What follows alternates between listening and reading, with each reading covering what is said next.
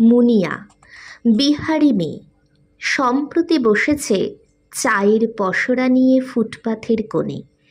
অবিকল যেখানে ভিখিরি বুড়ি বসত এতদিন। বসত না, শুয়েই থাকত সামনে থালা রেখে। পাশ কাটিয়ে গেছে লোকে, হয়তো কেউ কেউ দূর থেকে ছুঁড়ে দিত গোল চাকতি।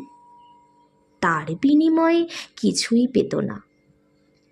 এখন এগিয়ে আসে তারাই, দোকানি, মুচি, পথচারী যুবা, মুনিয়ার হাতে পয়সা গুঁজে দেয়। আমি যেতে আসতে দেখি চিনির বয়াম ঘিরে মাছি উঠছে, ফেরাফেরি করছে ছোট গ্লাস।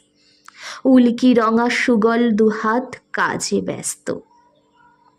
মুনিয়া সুন্দরী নয়, ওর চুলে আঠা ও গুণ, ওর দাঁত উঁচু, সামান্য তৈজস, তাও ময়লা ধুলো মাখা। তবে কেন? ভাবতে ভাবতে দাঁড়িয়ে পড়েছি। তখনই দৃশ্যটা স্পষ্ট হয়ে যায়।